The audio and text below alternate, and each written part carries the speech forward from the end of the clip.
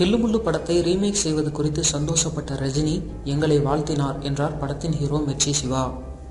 K. Balachander இயக்கத்தில் super star Rajini நடித்த தில்லுமுல்லு படம் 1981 ரிலீஸ் ஆகி வெற்றிகரமாக ஓடியது. இப்படம் தற்பொழுது மிர்ச்சி சிவா நடிக்க ரீமேக் ஆகிறது. பத்ரி இயக்குகிறார்.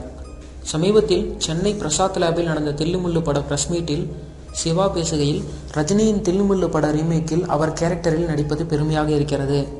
படம் திருப்தியாக வந்துள்ளது.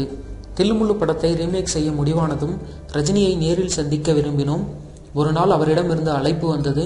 அரை மணி நேரத்தில் ராகவேந்திரா மண்டபத்துக்கு வர சொன்னார். காரில் சென்றால் தாமதமாகும் என கருதி பைக்கிலேயே போய்விட்டோம். நாங்கள் அப்படி வந்ததை கேட்டு ஏன் இப்படி என்று ரஜினி கேட்டார். பின்னர் தில்லுமுல்லு படத்தை ரீமேக் செய்வதை கேட்டு சந்தோஷப்பட்டார். படம் நல்லா வரும்னு தான் தோணுது அப்படின்னு சொன்னார். சரி, என்னென்ன பாடல்களை யூஸ் பண்ண போறீங்க அப்படின்னு கேட்டார்.